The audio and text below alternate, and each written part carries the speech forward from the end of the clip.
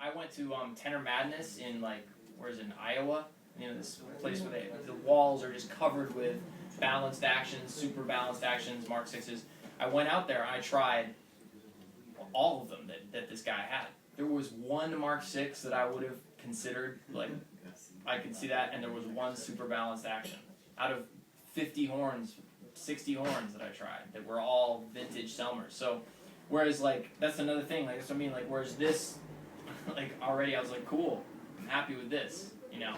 That's, to me, that says a lot, you know. Where was I going with this?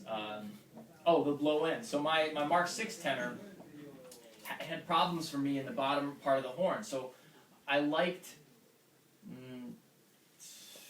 70% of the horn was enough for me to say this is the one I'll select. Because in all of the horns I tried, it was like, you know, I like this about that one, but I don't like this. I like this about that one, but I don't like this. There was never one just perfect one where everything was in, you know, the heavens parted and the light came down. And so I chose the one that was the best, or had the least amount of things I didn't like. Okay, so when I never really switched around the horns or anything, but when I tried the Moriat after that, I remember thinking, oh wow, this one is like already plays well from the bottom, like it played well everywhere, you know? I didn't have to work extra hard to make it, you know, to work for me in different registers of the horn. But I will say that whether it's choosing a horn or choosing a mouthpiece or, you know, reeds or setup, I mean, that's probably the most common question I get. I bet it's like the most common question that any of you guys, if you can ask somebody that you like their, you know, what's the first question everybody else says? What's your setup? What are you playing on? I mean, we all want to know. Hey, that guy sounds good. What's your setup? As if, like, if I played your setup, I'd sound like you. I won't sound like you. You know, it's impossible. You have to find a setup that works for you. And what I always tell the guys, whether it's, like I said, whether it's a horn or a mouthpiece or whatever, there is no perfect holy grail, you know, that's going to do it for you. You just have to find 70, if you can get 70%, you know, I think that's good. Maybe, you know, 80%, good.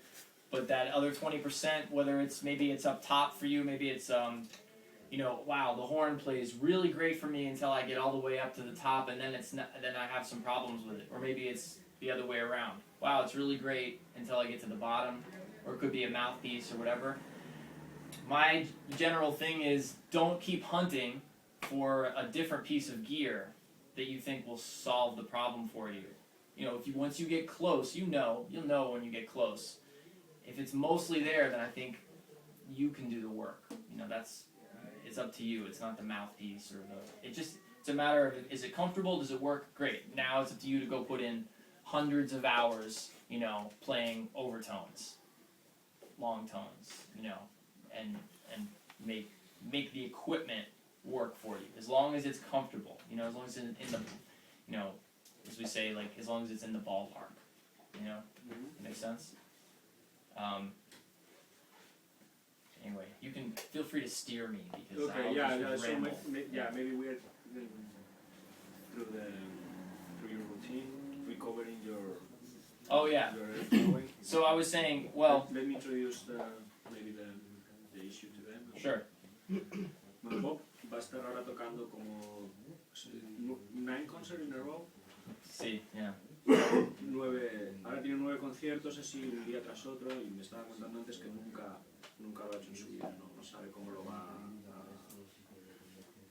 a tolerar, aparte que lleva ahora mismo 3 días viajando donde no ha practicado, o sea, no ha practicado nada. Y una de las cosas que creo que nos interesan mucho a todos es en esas situaciones cómo es el volver a encontrarte con lo mismo que está hablando ahora, con su setup, con su saxo, su caña, su boquilla. Entonces él tiene como su propia, como diríamos aquel, cada maestrillo tiene su librillo, y entonces a mí me gustaría que nos explicara cómo vuelve a la vida normal de él con su saxofón después de 3 días sin tocarlo para tocar 9 conciertos seguidos. Oh, okay.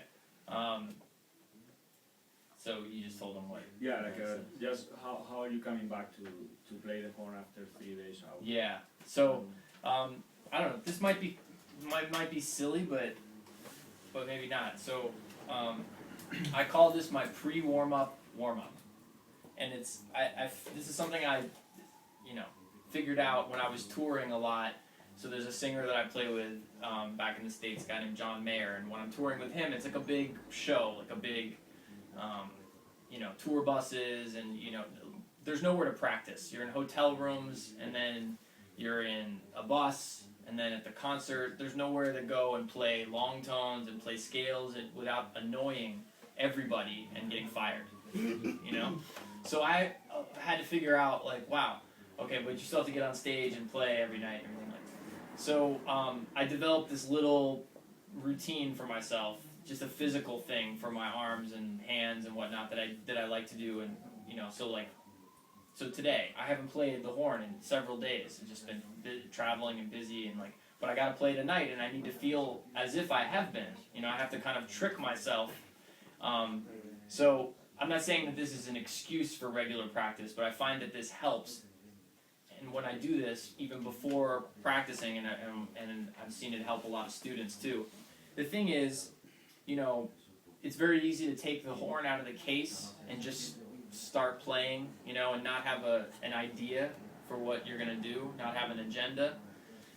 And you can waste a lot of time that way. I mean, it can be fun, but when you're trying to get some work done, my whole thing is like, how can I get the most done in the least amount of time, If I can practice 1 hour and accomplish as much as another guy does in 3 hours, good.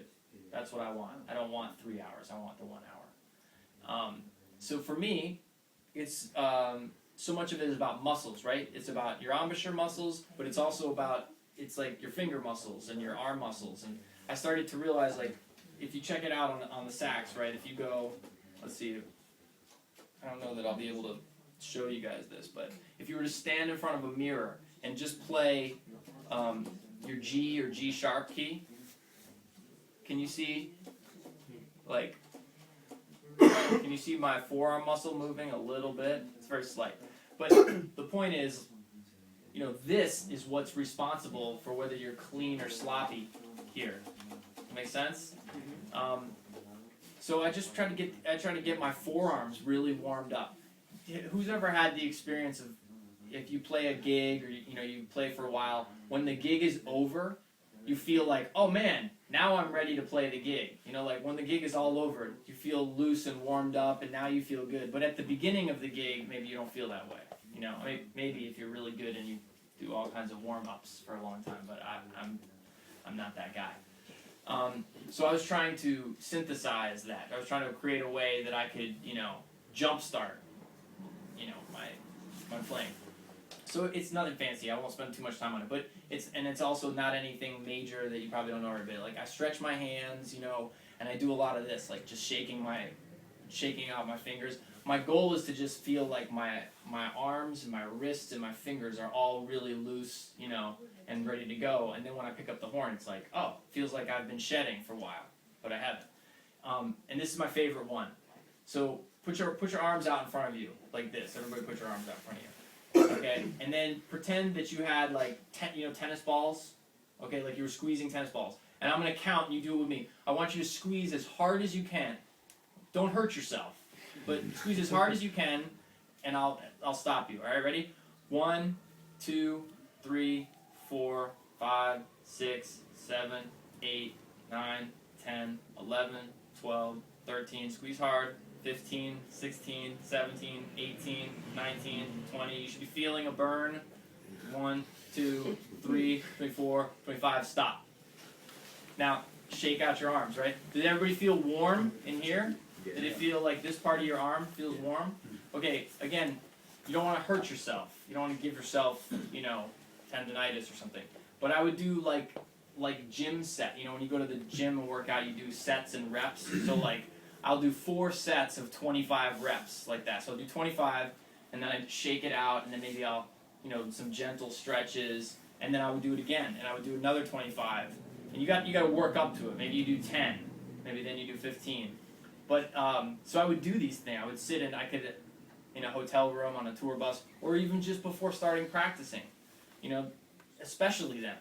It's like if you get your arms and everything warmed up before you even touch the equipment, it'll make your practice time so much more efficient. So I'll do that. What's another one I do? Here's another one. I call it. It's not really a name for it, but like I'm playing piano, but I try to pretend that it was like a puppet master who had strings on my fingers, right? Imagine put your hands out in front of you like you're gonna play piano. Now imagine there's strings pulling up on your fingers, like resistance, and you have to press very hard to play the piano. See what I'm saying? See how I'm really stretching? You should feel that in your fingers. I'll do that for 10, 15 seconds, same thing. Shake it out. And I'll just rotate a couple of those things, spend 10 minutes, 5 minutes, and then when you go to play, it's like